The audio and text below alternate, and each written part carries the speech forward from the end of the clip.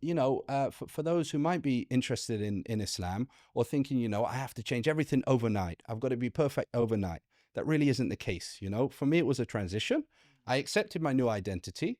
I didn't yet know this kind of detail, and that's fine. It's a step-by-step process. But as you mentioned, there are certain things that we try to leave out, and it might not be that we do that overnight. They're seeing an Afro-Caribbean individual from born and raised in England, whose heritage goes back to Africa on one side and India on another side, sitting here as a Muslim today. And someone from your background, which is a Caucasian white individual born and raised in UK, also sitting here as a Muslim. And we recite the same things in the same language, and we act upon the same thing in the same way. And that's why I say that Islam is a very universal religion. Islam is, as we mentioned, a religion for everybody, and everybody is different. So if we truly believe, and this is what we believe, that Islam is a universal religion, how could it be that such a religion means that you need to be this personality, or you need to be kind of like robots, a set of robots on a production line? Many people ask, who am I? What am I living for? And what is my purpose here?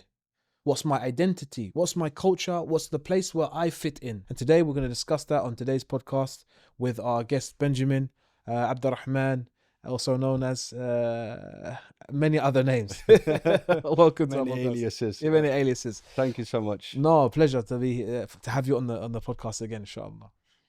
So, new Muslim identity. What is it, and what are some of the struggles that you think that new Muslims face when they become Muslim in terms of their identity? I think probably I'd say first of all that there's a kind of a misconception that, when you become a Muslim, that means that you need to become a different person in some way. Like, for example, you might see a common image of a Muslim as, somebody wearing a thobe, or somebody in Pakistan wearing the typical clothing, or whatever it might mean, or how they might look over there. But the reality is that to be Muslim is an identity in terms of your belief and how you view the world and maybe how you behave. But it doesn't mean that on the outside, you need to be a completely different person, if that makes sense. So I think, especially for me, when I first became Muslim, I was around people who were wearing thobes and stuff like that. And I had a bit of conflict because I recognize that the way I feel about the world has changed. But does that mean then that I need to change my name? Does it mean then that I need to start dressing differently? Does it mean that I can't be friends with the people who I was friends with before? So I think definitely for me, there was a lot of elements of confusion, a lot of elements of what exactly does need to change, and how do I live my life as a Muslim. So I think there's quite a few different things there, when in actual reality it's a lot more simple than you would think it is when you first become Muslim. Yeah, I think all of us we face that. I think even from my perspective, the people who I was surrounded by or close to were typically Arabs from the Arab world. And even that's a misconception, because an Arab is someone who speaks the language of Arabic, not a race. Nope. So that's something also to clear up. But I was around people from like Morocco, Algeria, places like that, and generally speaking, their dresses, the kandora, the thobe, so on and so forth. So I became accustomed to it, but at the same time, I had Pakistani influence from my family, so I also used to wear the shalwar kameez. And that was the name I didn't want to say. The shalwar kameez. Get it wrong on shalwar kameez on camera. Yeah. But I enjoyed wearing it because of just how loose it was, and how flexible it is, and how comfortable it is. But at the same time, I was actually criticized, like, you're not a Pakistani. Why are you trying to be like us? So on and so forth. So I had this sense of what they call imposter syndrome, so to speak. Where did I fit in? If I wear the clothes that I usually wear growing up, maybe that might put me in a different category. People might categorize me in a different way, view me in a different way. So there is that internal identity, as you mentioned. As a Muslim believer, you have to have internal beliefs that manifest into external actions. But there also is that external element of how the world views you, like the beard we have, and so on and so forth. So I did feel that. So I think it's a good time to speak about what is the simplistic version of our identity as Muslims. I think a really simple way to put it, and again, now I'm talking from a place of, I've been Muslim for 9 years, so I feel like I've grown into what it means to be a Muslim. I think a really simple way is, it's a person who accepts that we didn't come from nothing, that there is a creator, and that there is a greater purpose to life. That's the first thing. And I think the second thing is, to be the best version of yourself that you can be. And to be as good to other people as you can possibly be. These are the things that I would say really is what makes us a Muslim, or what makes us a person trying to practice the religion of peace, which is the religion of Islam. This is a really simplified version. I don't know what you think to that. Yeah, no, I was going to say exactly the same thing, because obviously a Muslim is someone who submits to God the Almighty and follows His laws.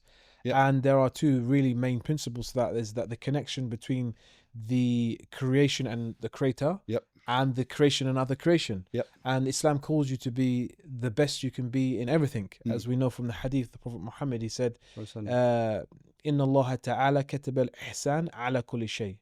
God the Almighty has prescribed excellence in everything that you do. Yes. And we have another narration which is Inna Allah jamilun yuhibbul jamal. God the Almighty is beautiful and loves beauty.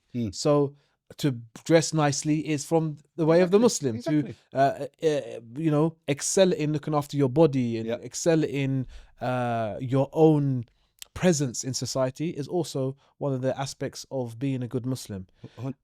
Go ahead. That's what I was going to say. So the thing that strikes me is somewhat difficult, that a lot of maybe new Muslims or people watching this may be struggling with, is that, okay, you say that, but why is it the case that a lot of new Muslims, they abandon their Western clothes or whatever clothes from their culture, and they automatically get into thobe, and they put the ighal and the ghutra and the scarves on their head? Why is that the case? Why do we always conform to that side of things? I think for me personally, this is my interpretation. Now, I'm dressed in my usual European style clothes today, and I do that a lot of the time. But sometimes, for example, maybe on a Friday when we go for Friday prayer, or I'm going for the evening prayer, I might wear what is Islamic clothing, or clothing from the Arab world. Now, for me personally, it is a kind of way for me to remind myself that, hey, I was a non-Muslim before, and I'm quite happy at this. Again, this isn't what makes you a Muslim, the clothing. But now I've got my new identity, and my new identity is I'm a person who believes in Allah. I believe in God. I do good to people, and I do good to myself by being the best version of me that I can be. So for me, sometimes it's a kind of nice reminder that, yes, I'm still the same person. Yes, I still have all of the same relationships and a lot of the same values that I had before, but now I'm a new version of me. And that's just for me a way to kind of remind myself of that and feel comfortable in that. Now, having said that, it doesn't mean that I need to wear this clothing in order to be a Muslim. It doesn't mean that I'm alienating the person that I used to be. It's just a nice warm reminder to myself. And that's my own personal reasoning.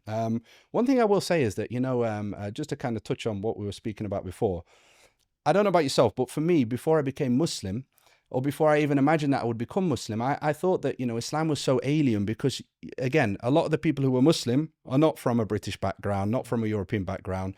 And again, the clothing and the language and the fact that you will hear of Muslims praying in Arabic. So for me, that made me think automatically, this is a religion that can't be for me. Exactly. It's for another people. It's for another people. But then after you become Muslim, you realize, okay, the reason people still pray in Arabic and the reason the Quran is in Arabic and everything is maintained in that language is not because it's not a religion for everyone. It's so that we can preserve the religion in its original form. So then when you get a step past, the whole concept or the idea that it's a religion for them and not for us, you realize that that's not the case. It's for everybody. We just want to preserve it. We want to keep it as it was, so it won't change. It's very, very profound. And something you just mentioned there, which I'll touch on as well, is that, like, obviously the viewers are watching, they get an idea, but I just want to emphasize what they're seeing right now. They're seeing an Afro-Caribbean individual from born and raised in England, whose heritage goes back to Africa on one side and India on another side, sitting here as a Muslim today.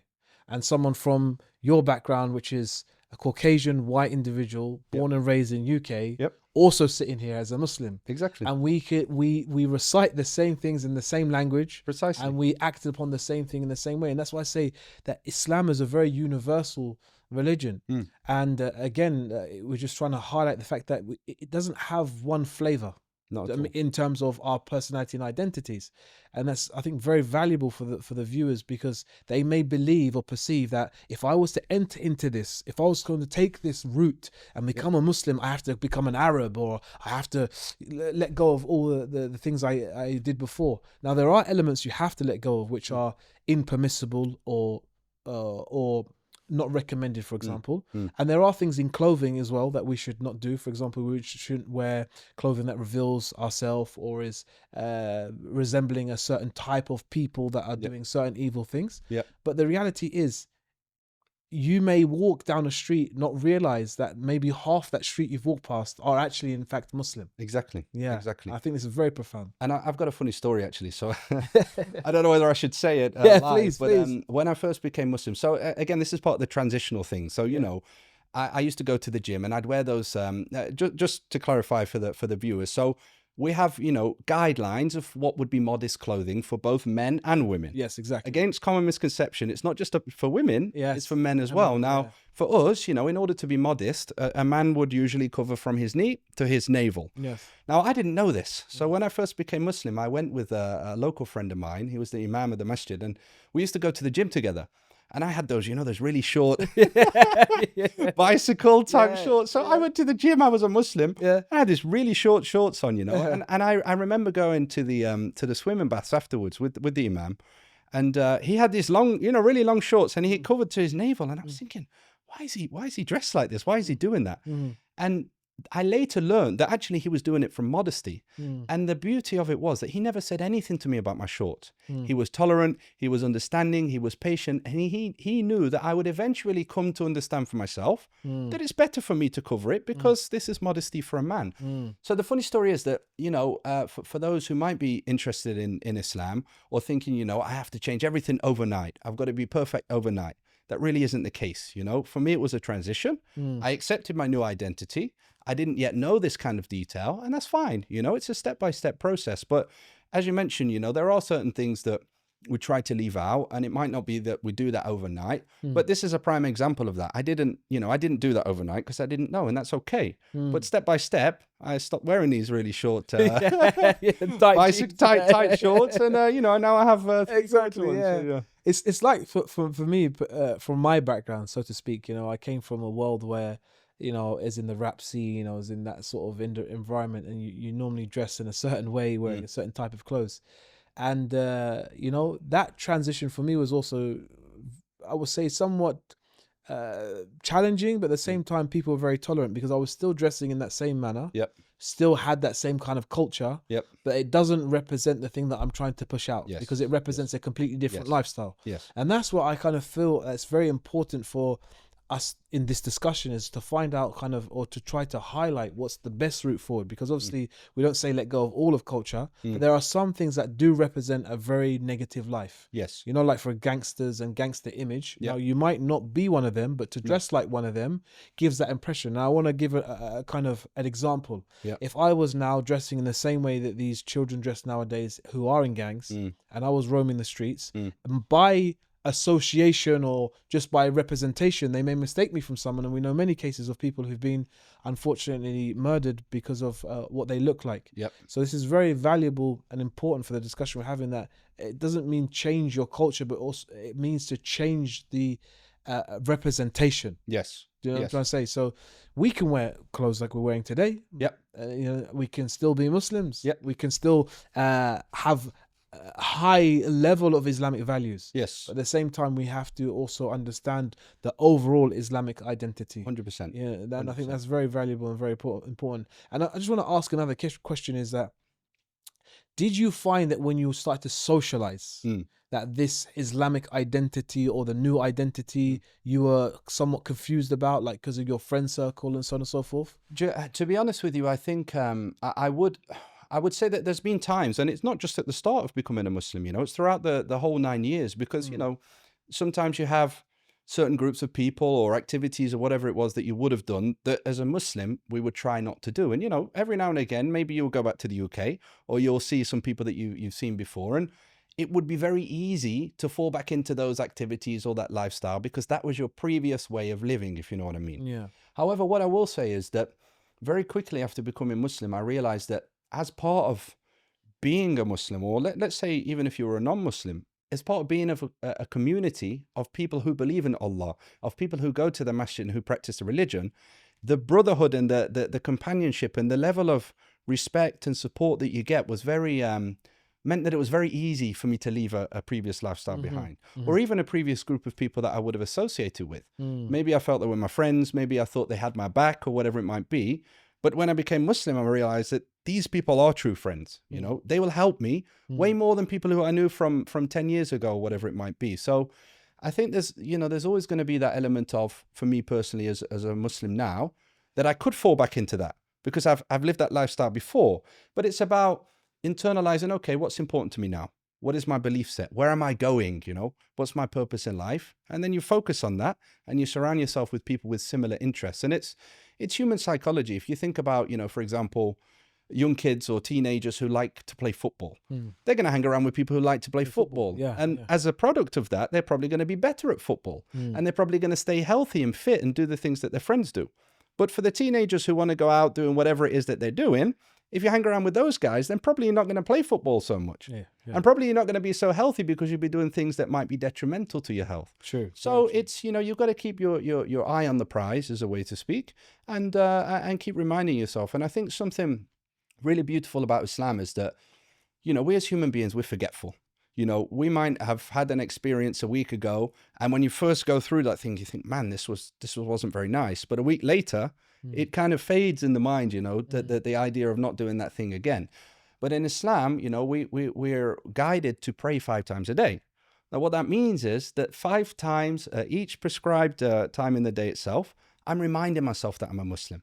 I'm reminding myself that I found a purpose, that I found who the creator is, and that I'm living a lifestyle that's healthy for me and the community and everyone around me. So we have those consistent reminders to keep us engaged, to keep us on the straight path that we've found. Yeah, it's very, very profound. And these reminders, we can't, what to say, they are a blessing of the many blessings that we have to keep reminding ourselves. And one of the things I would say for me in my journey is that I had different groups of friends when I became Muslim. I went from different circles and so on and so forth. And I really interestingly hadn't found my personal identity till probably I'm still trying to figure it out now, I'll be honest, is that, you know, I was trying to find who I am in this world. Now I know one thing is that I'm a Muslim and I have a faith, and I have that governs my belief system and my external actions to a certain degree. But in terms of an actual identity, like for example, like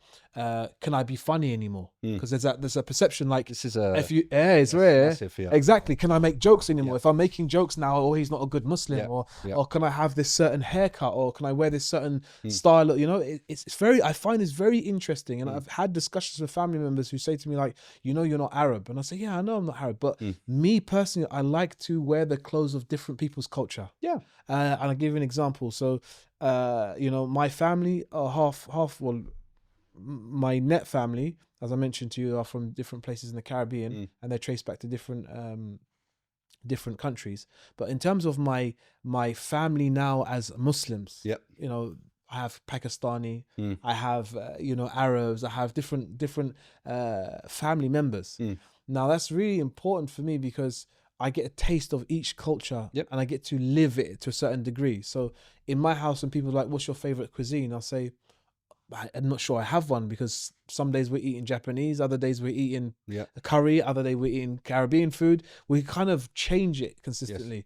And another thing, like, it's really kind of interesting is that, for example, my house inside is designed in a Japanese way, because I like Japanese culture. I like the martial arts and the samurai and so on and so forth. But does that mean that if I do that, I'm not a Muslim or not a good Muslim? Not at all. And I think that's very profound, that it doesn't mean that at all, because God the Almighty has made us different nations 100%. to get to know one another. 100%. And this is mentioned in the Quran. And Allah has made us from different tribes and different backgrounds. And even if you, let's put the non-Muslim world to one side. Even if you travel through today's Muslim world, we have a Muslim population in China. We have a Muslim population in India, in many of the Arab countries, in the Russian Federation. Exactly. We have many, Dagestan, for example, many Muslims are there. So you have all different colors in the Muslim world itself. You have different cuisines, you have different styles of dress, you have different languages. So, you know, for me personally, I had a similar kind of, you know, thought when I became Muslim. I was, you know, I like to tell jokes. I'm a light-hearted person. You know, I'm not very serious unless I need to be. So I thought the same. And, you know, a lot of when you start to become more practicing, people say, oh, well, don't lose your sense of humor, But if we look at the Prophet Muhammad, peace be upon him, he actually used to tell jokes. Yes. He was a light-hearted person. He would lighten an aggravated or angry situation by being light-hearted. So we could argue that this is part of our religion. Part of our religion is to be yourself. There's no reason to go and try to be somebody else or be really serious, Islam is, as we mentioned, a religion for everybody, and everybody is different. So if we truly believe, and this is what we believe, that Islam is a universal religion, how could it be that such a religion means that you need to be this personality or you need to be serious? Kind of like robots, a set of robots on a production line. 100%. Yeah. And then also, if we look at some of the Prophet Muhammad's companions, so when Islam first came, you had the Prophet Muhammad, the messenger, and you had those who were close to him who first accepted Islam. They all had different characters. Some of them were soft, some of them were more heavy, some of them were light-hearted, some of them were compassionate. So if we look at what we would see as the next best people to the Prophet Muhammad, peace be upon him, in terms of who we can take knowledge from, who we can have as examples, they were all different. Now, for me, what does this say? This says that Islam shows us through examples that everybody has something different to bring to the table. Exactly. Some people are compassionate. Maybe they are the midwives of the world or the doctors of the world. Some people are really hardworking. Maybe they're the business directors. Some people are light-hearted. Maybe they're the teachers or whatever it might be. So we all have our own thing to bring to the table. The glue that really brings the Muslims together is simply religion and faith. And faith, exactly. And that one core message that God is one. Yes. And we worship him and follow his messenger. Yes. I think what you just said there is absolutely amazing in terms of a point to kind of emphasize on, is that the companions of the Prophet Muhammad, peace and blessings be upon him, all had different qualities. Yep. And I remember studying and listening to the story of a companion called Nu'aym, and he was a person who was making jokes a lot. He used to engage with, some conversations with people and so on and so forth. Yep. And what's really interesting is that the Prophet Muhammad, peace and blessings be upon him, didn't reprimand him for this behavior. No. So when I heard this, I was kind of like, wow, because what we have an idea and a vision of is that now I become a student of knowledge, because to be a Muslim, you have to have knowledge. As the Prophet Muhammad mentioned, طلب العلم فريدة على كل مسلم. Seeking knowledge is an obligation upon every Muslim. Yes. So we should have a form of knowledge or an educational path that we should traverse on to better our Islam. But does that mean like we put a pencil in our faux pocket, put a skull cap on, or the tupi they call it, and we walk around now and we're all the same?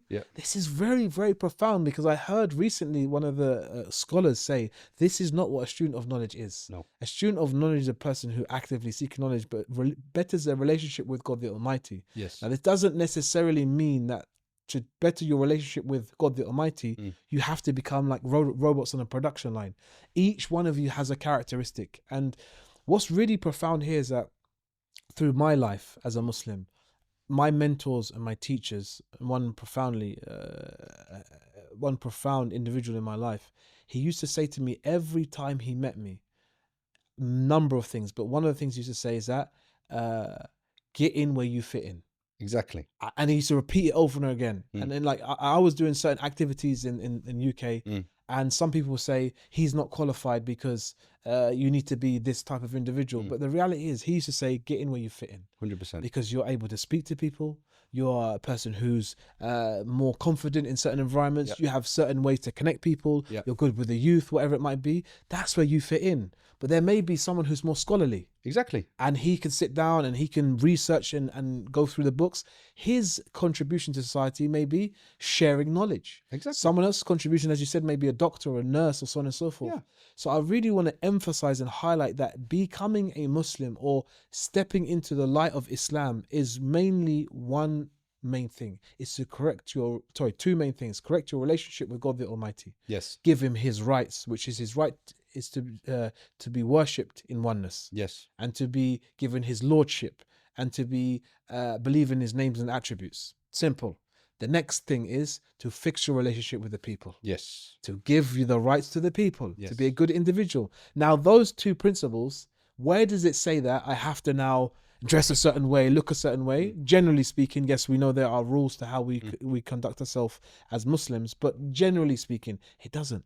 Not at all. Not at all. Nope. And if you look at the way the rulings in regards to dress, what we can and can't do, they actually are giving the rights to the people. Yes. So it actually fits into that second category. 100%. Like if I'm walking around naked, for example, half naked, and you've got, you know, a friend or a lady and she's with her husband, X, Y, and Z, and she's now looking at another, it's not appropriate. Oh, exactly. It protects the rights of individuals. 100%. So this is really, I find fascinating.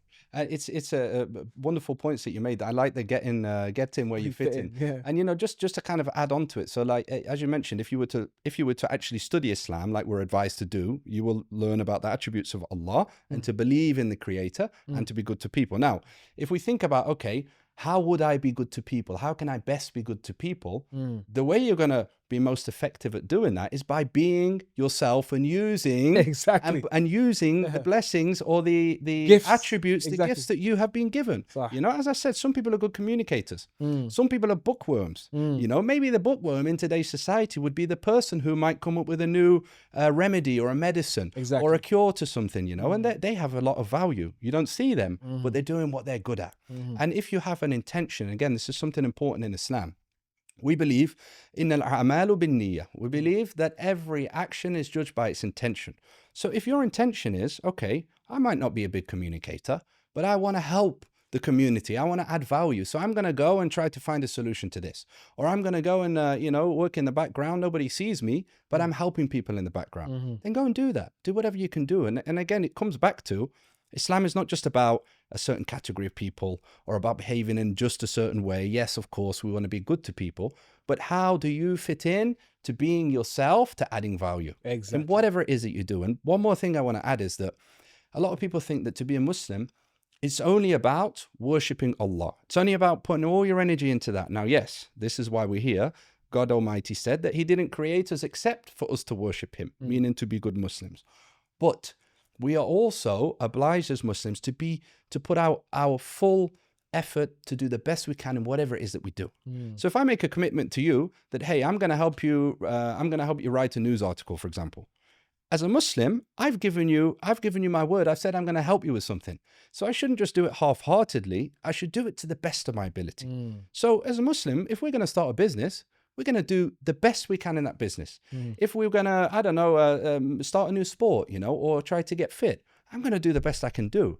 And that's what being Muslim is about. It's not just about religion and worship and these kind of, this element of the religious side of things. It's about everything that we do. Be the best you can to people. Be the best you can for yourself. And be the best version of whatever it is that you're trying to do within yourself. I think this is an excellent point to kind of elaborate on, which is that we live in a time in society where nobody knows what they want to be. If you look at Instagram, people are copying other people. Yes, they might have ideas which we can adapt, but everyone's trying to be the same as the other person. We have an identity crisis. He doesn't know who he is. She doesn't know who she is. They're changing their roles, their genders. They're changing everything. I watched something yesterday where a lady interviewed two people and she said, "Are you in a relationship?" They're like, "Yes." And you are? He goes, "Yeah, I'm a boy." And you are? I'm a boy. So she said, "Okay." And you were born as a girl. So, okay. So it's like confusion. It's the interviewer is confused. They're confused and everyone's confused. We're in a crisis. And I think what's really important about this discussion is that we're trying to highlight here is that worship in and of itself is, as we mentioned in many episodes before, everything that God the Almighty is pleased with from a person's statements and actions, both inward and outward.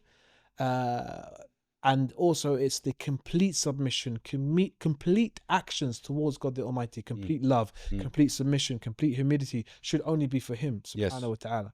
Now in that, it gives you your own identity. That's the point. And that's the point that we're discussing today. Because we're highlighting, which the problem is that some people believe there isn't your own identity, but we're reaffirming that you actually do. You have your own identity. I am a black Muslim from West Indies, and I'm proud of that. I have a culture, I have a way of living, I have my own personality.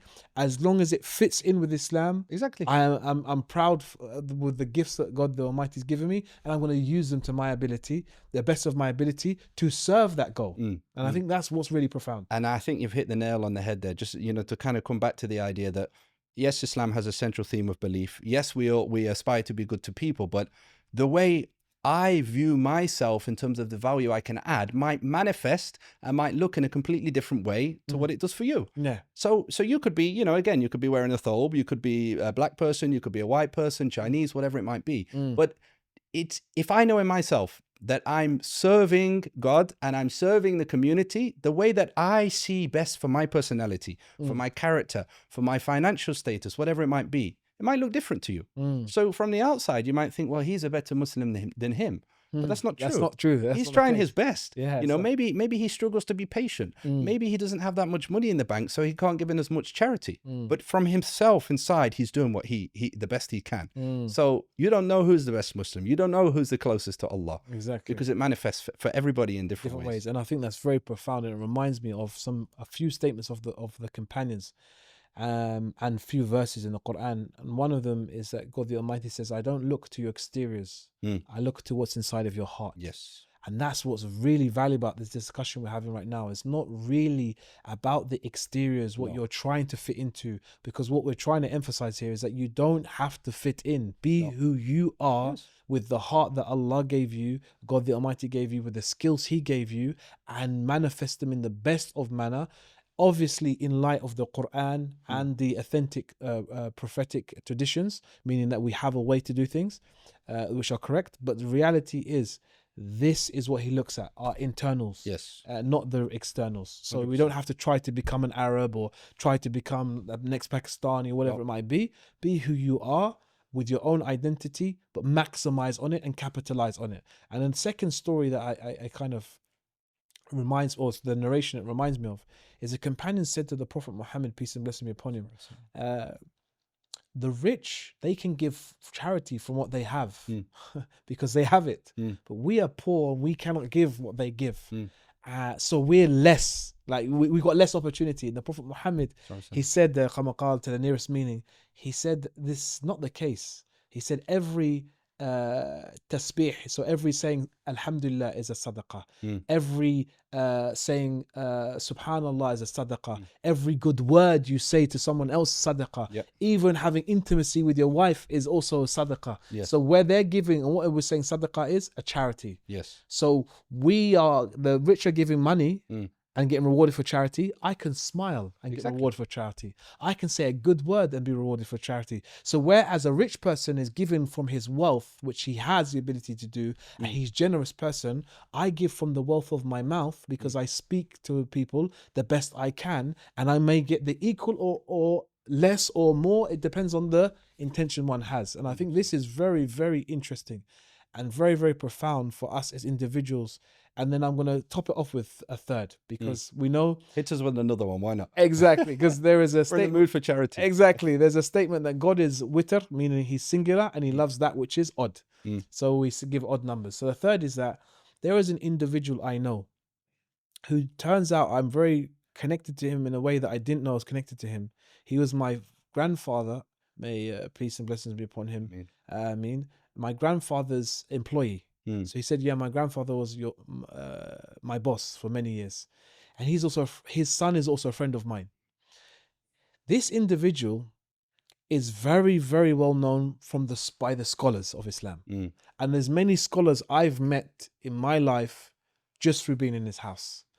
And I look at him, and I don't mean in disrespect, but he's not a person who's like a scholar. He's not a person who is giving da'wah. Like, he's not a person active you see that you think, okay, yeah, from an outwardly perspective. So when you look, what is it? And I'll tell you what he has. He is an excellent host.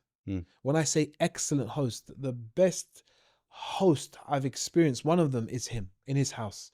He caters for people in a way that's it's bizarre to me. Like, why you'd want people in your house and look in, sometimes I'm with him and we would be like talking till like almost Fajr. and say, come to my house. I'm like, oh, Sheikh, it's 2 o'clock in the morning, Sheikh. And I'm sitting there and we're talking, having tea. We're talking about Islam, just general conversations. And I'm like, Sheikh, I know it's bad manners. Let me leave. He's like, no, sit. Next thing I know, I've got a full meal in front of me with the tea and everything else, Moroccan tea. And that's his nature, and that's his family's nature. And that's what Allah allowed him to do, which gave him the acceptance of people in the world in which he lives in. And now we know a famous author, his name's Mohammed what's his name? Mohammed al-Jabbali, I think, is an author. He wrote the books, the vessel, closer than a garment, the fragile vessel. He wrote a whole series. I remember one day I was just traveling and this friend of mine, he's like, how are you? And sitting in his car is that scholar just relaxing. And he's like, this is the author of the books. And I'm like, what? This guy. So I'm in awe, like with him casually, and I reflected, they feel comfortable to come to his house and casually sit with him.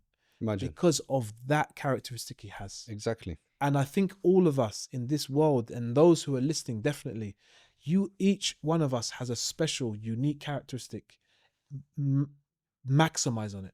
Yes. Capitalize on it and spread that good in the world in which we live. I think that's a really beautiful reminder. And just to kind of add to it as well, I think, we're coming on to we're talking about the topic of the exterior and, how a Muslim might look. And my advice would be whether a person is thinking about Islam or whether they're already a Muslim, before we start to think about, how we look on the outside, firstly, just work on the inside, Think to yourself, okay, am I happy right now?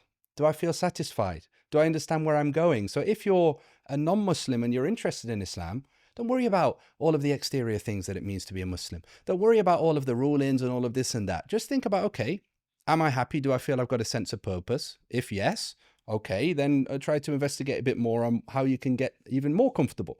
And if no, then start to research. And if you feel that Islam is the correct way, firstly, look inside, make the intention, and then become Muslim. This would be my advice.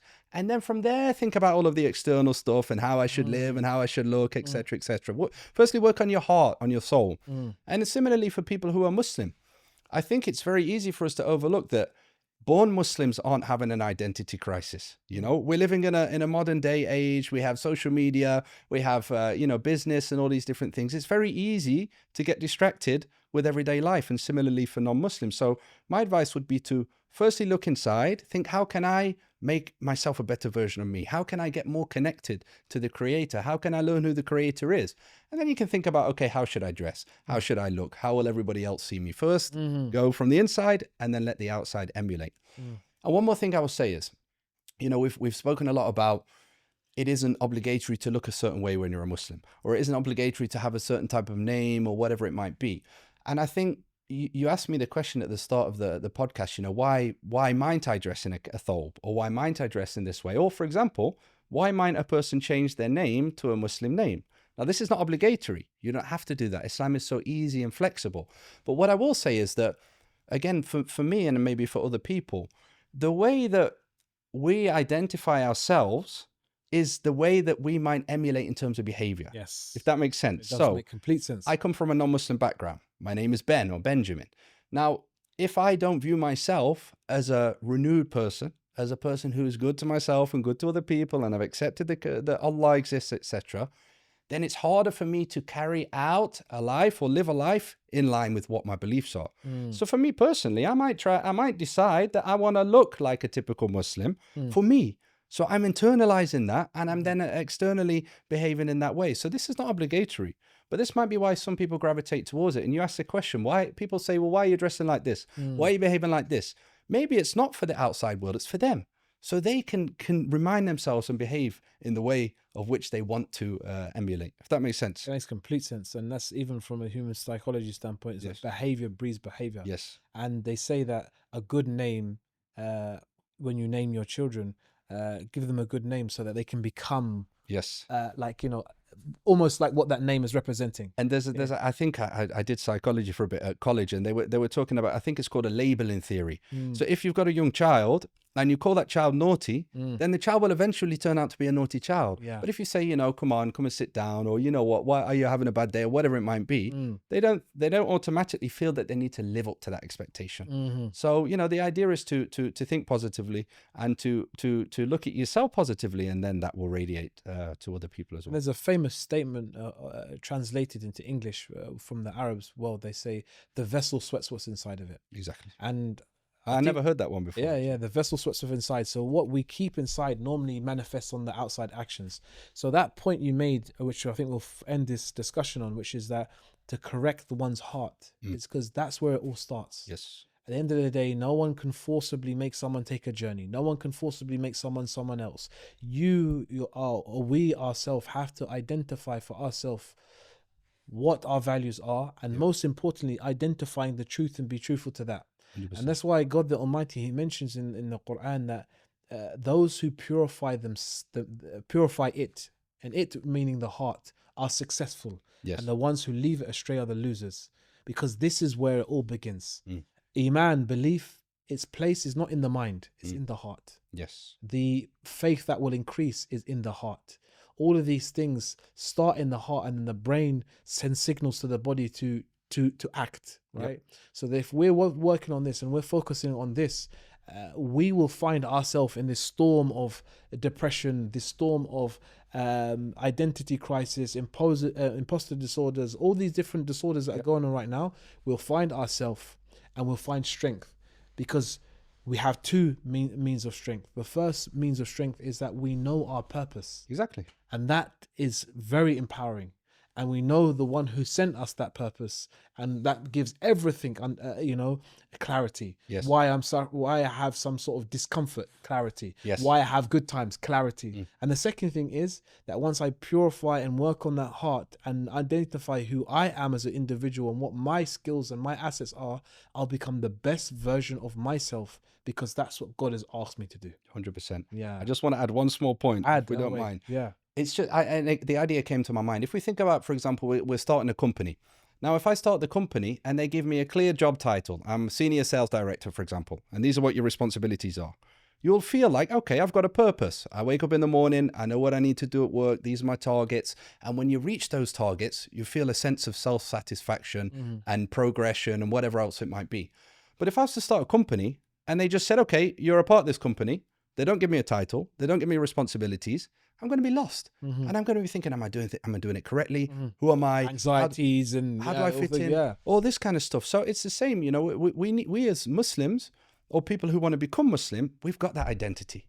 I know I am here. I know what I should be doing. And even if I'm not doing it perfectly, I can always go back to that source of truth. I'm a Muslim. What does a Muslim do? He believes in Allah and he's good to people. Okay, how can I do more towards meeting that goal?